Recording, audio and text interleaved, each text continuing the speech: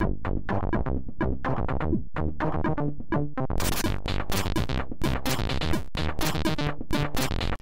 ladies and gentlemen, Happy New Year's! That was last month, you fucking idiot! Welcome back to the Humble Monthly Review and Giveaway series, where we take a look at the Humble Monthly, a $12 subscription service in which you get 6 games, sometimes more, never less, from the curators of the Humble Bundle, an organization that offers you great deals on games and donates a variable amount of their proceeds to various charities. Why variable?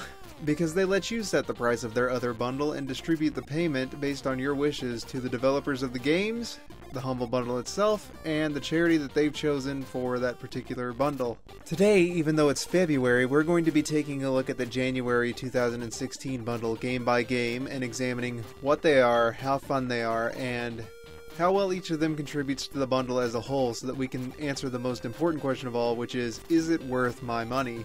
Remember that 10% of what you pay for the bundle goes to charity. January's was B.R.A.G.S, which is a nonprofit that lets anyone directly fund life-changing medical care for people in need. 100% of the money donated funds medical care and has provided such for 19 different countries. You can learn more about B.R.A.G.S here, and if you so desire, can donate to them directly. Donating even half of what you would have spent on the bundle is considerably more than what would have been donated by buying the bundle itself. Also remember that I am not being sponsored by anyone for this video. It's simply a review from one customer to another person interested in perhaps buying the goods and answering the question that I would want answered most. Anyway, without further ado, let's dig in. Payday II puts you and 3 friends, strangers, or computer-controlled characters into the shoes of a group of hardened criminals hoping to pocket their next hefty sum of cash. And it does it so well, you'll find yourself subconsciously checking for security cameras on your next trip to the bank. Thanks for making me look super suspicious, Overkill. We're going to be ignoring the DLC for the purpose of the review, but it will be considered when pricing. While the game is playable on your own, it's highly recommended that you play with a group of friends, otherwise you're missing out on most of the fun, which comes in the form of strategizing your synergy and working out plans to keep your heists quiet. You access missions via the CrimeNet interface, where you see what jobs need doing, you pick one that sounds fun or lucrative, and listen to the mission brief. Here you can look at strategic assets that you can purchase depending on your team comp, as well as what to expect for the mission. If you've got a team, this is also where you'll want to discuss what your loadouts will be. The game really shines in its usage of randomly generated factors to keep each mission feeling fresh, as well as variables that the crew is oblivious to until faced with. Did you kill a guard and walk away? Should have paid more attention because that dude was carrying a pager, and when he didn't respond, the police got worried. Or maybe the storage room that was there the first time is now just an empty room because it wanted a window corner office. It's variables like this that give it an added sense of realism and test the crew's teamwork and creativity. Team synergy is further fleshed out with the use of perk trees that alter whether a character is more stealthy or better at handling hostages or just bulkier in general. Do you want a full stealth team? That's an all or nothing play that leaves you vulnerable if things go south. Want to include a bulkier, well-armed teammate? That makes stealth a little more difficult and you run the risk of boring one of your teammates. What if things never go south and they just sit there twiddling their thumbs? There's not much to complain about with this one. It's an excellent title and I'd be willing to pay $35 for it, which is on point considering that with the DLC included in the bundle, it'd run you about $34.95 on Steam. Unless everything happens to be on sale, in which case you're looking at about $8.70. Though it's a strong title, its reliance on multiplayer stifles its gameplay score just a bit. I'll have to give it an 8.5 out of 10 in gameplay with a 10 out of 10 in value. That's an average score of 9.25, which nets it an A-. The Telus Principle is a game that is riddled with puzzles that'll leave you puzzling over riddles. It's a philosophical game that presents a myriad of challenges for the player to overcome. Its process of weaving complex logical puzzles with intriguing bits of story and philosophy in the form of text documents and audio files provides a fair bit of variety that keeps you interested in progressing both without becoming overly bored of dealing with the other. The one thing that this title manages to pull off relatively well is how it engages the brain. It forces the player to think inwardly via the process of working out problems through observation, trial and error, and pattern recognition, but it also forces them to reflect outwardly in the presented narrative as they try to figure out what exactly the game is trying to say as a whole. Though the narrative can feel a little pretentious at times. I can't say that it is pretentious because I haven't reached the end, but so far, it feels like they're trying to accomplish across an entire game what Fallout 4 managed to accomplish within a few minutes of exposition regarding synths. Though, to the credit of the game, there are also a lot more religious overtones than a mere "can machines be human?" question. It's almost like a back-and-forth exploration of humans and the machines they build, and whether theology is just a vehicle to present those implications or plays a larger role is yet to be seen. The gameplay is pretty solid, and most puzzles rely on you remembering what you've done in previous puzzles in order to progress newer ones. If you forgot the earlier puzzles, you might find yourself stumped with future ones. They build on one another to create a very smooth learning curve, and there are far more of them than I originally thought. There are a few additional intriguing things to collect, places to explore, and stories to unfold as well. The gameplay and story are surprisingly engrossing, so I'd say it's a title that's well worth a $25 price tag, though if you're not much into puzzle games or philosophy, that might feel a little rich for the experience that it provides. $39.99 definitely feels steep regardless of your position. For context, that's more than Payday II plus its DLC and far fewer experiences to be had. If you can spot it on sale for $9.99 though, I'd say go for it. Even if it's not your type of game, it's the type of game that's good for broadening your palette if that's important to you as a gamer. Gameplay earns a 9 out of 10, and its value to the bundle rests at a 7 out of 10. It's not going to hit home with everyone, but it's still a pleasant addition. That's an average of an 8 out of 10, which nets it a B-.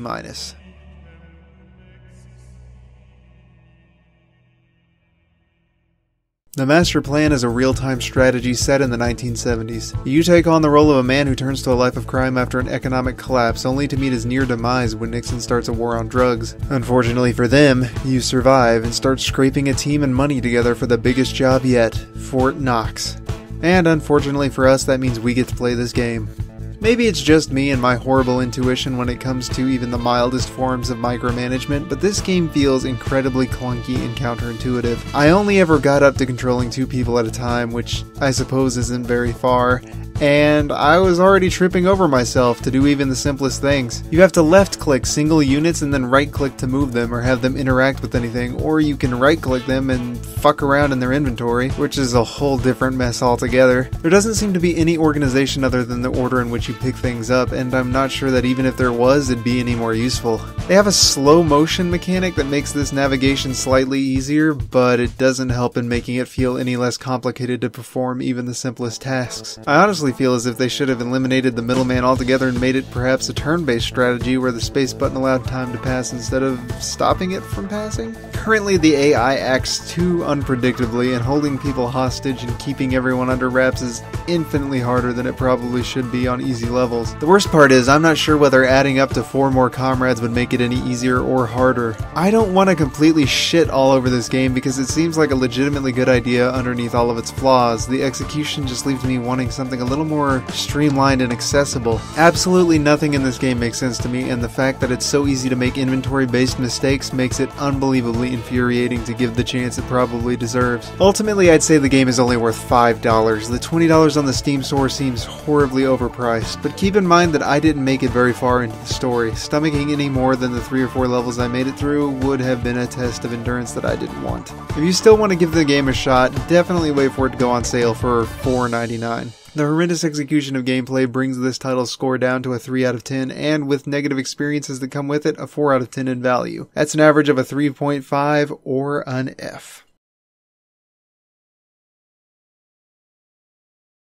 In Mushroom 11, you find yourself taking on the world as an irradiated fungus spore devouring every living thing in its path. It's a fascinating blend of puzzle and platform where over 90% of the challenge is maneuvering your cells so that your mass moves in the direction you want it to. The problem with Mushroom 11 lies in the very system that makes it unique. When I first got the game, I was thrilled to play it and see what it had to offer. It looked like it was going to be loads of fun, and to an extent it was, but only when the novelty was settling in. Once that wears off though, it rapidly deteriorates into a vein-bulging, butthole-clenching struggle as you wrestle with your goddamn fucking piece of shit fungal prolapse to get it to move up a convex cliff face for the upteenth time. The challenges are interesting enough, but the fact that they repeat the same challenges over and over and over makes it begin to feel like it's being used to fill game time rather than add to it. Cliffs and overhangs can only be grappled with for so long before my interest in performing the challenge once more with fervor rapidly becomes non-existent and I drop the game altogether. Then there's the boss boss fights. Because the game has experimental controls rather than a familiar movement scheme, the bosses feel even more contrived than some of the level design. I legitimately question whether or not they even have to be there. As if scaling things weren't difficult enough, they've now gone and introduced a horrendous monstrosity that tosses you into the air without any sense of control whatsoever. Trajectory feels pretty arbitrary, so using your eraser, which is literally the only thing you can do, is pointless. The movement itself seems fluid at times, but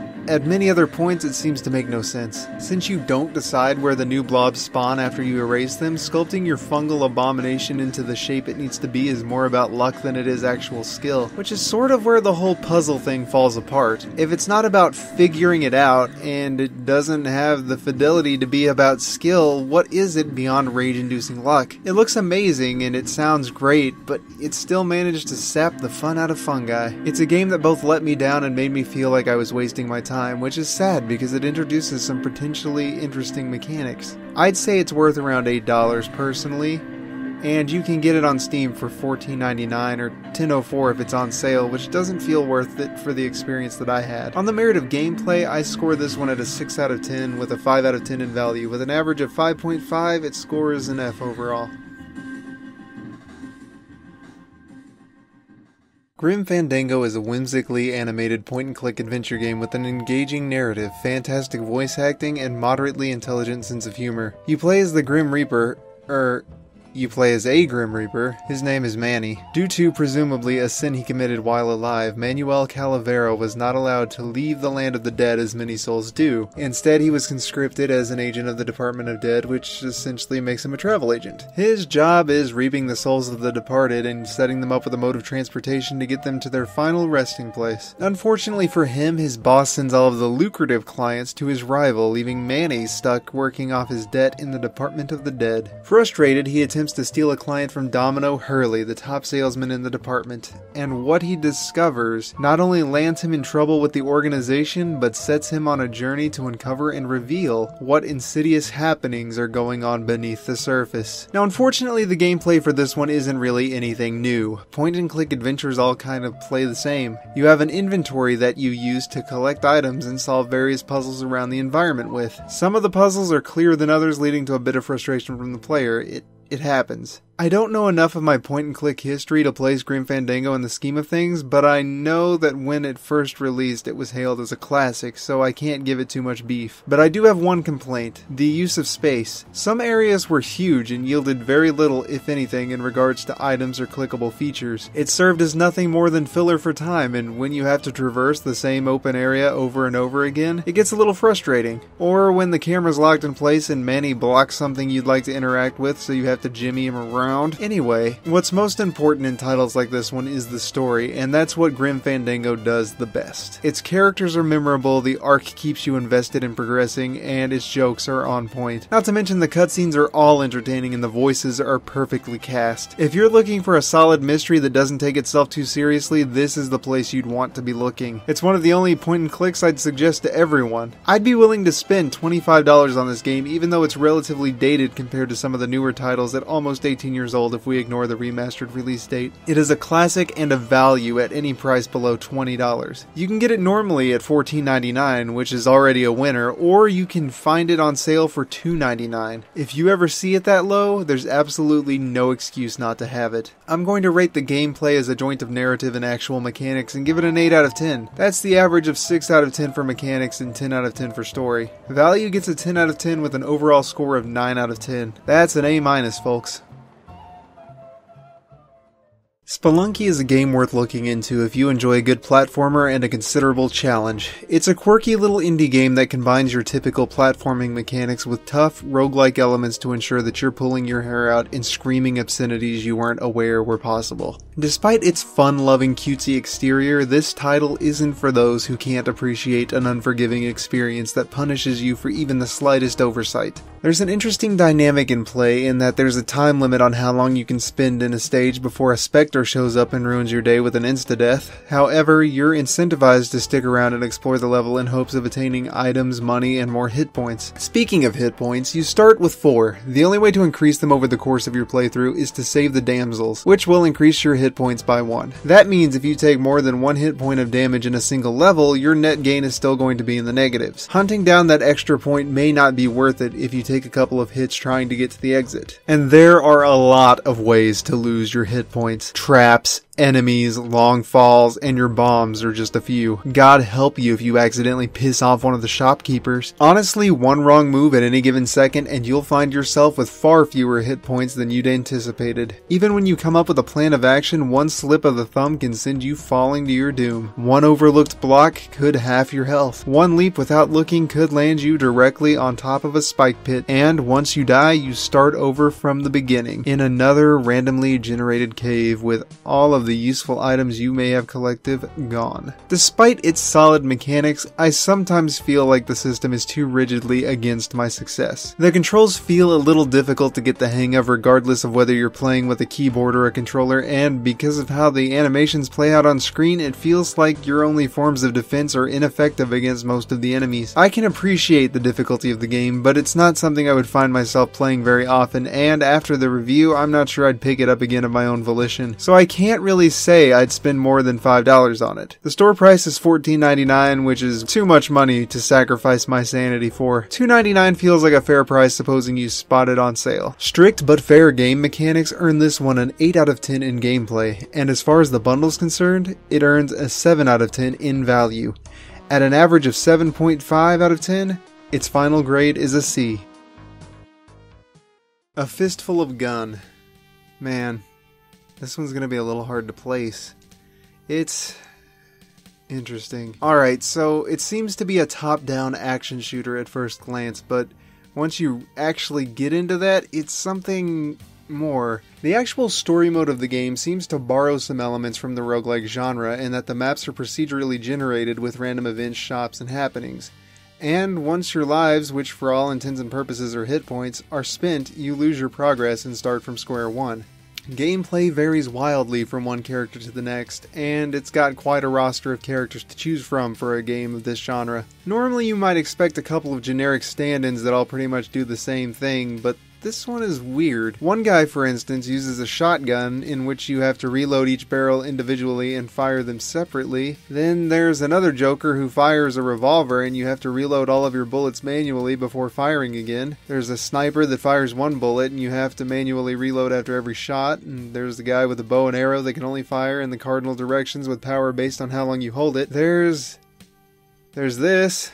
They all seem to have their strengths and shortcomings. Some are easier to play on the controller, others are better with a mouse and keyboard. It's just strange to get the hang of. I still can't tell if I like it or not. It's interesting to say the least, and there's plenty of challenge to be had. I never finished the first act of the story mode, and I haven't tried playing online with other people, so maybe that's the factor I'm missing out on. Regardless, the mechanics are pretty solid, and it has a lot of unique ideas for the type of game that it is. I've never seen anything quite like it. If I were asked whether or not I'd recommend it, I'd have to answer with a resounding, I don't know. There's nothing in particular that I find off-putting about it, but there's no strong draw to it either.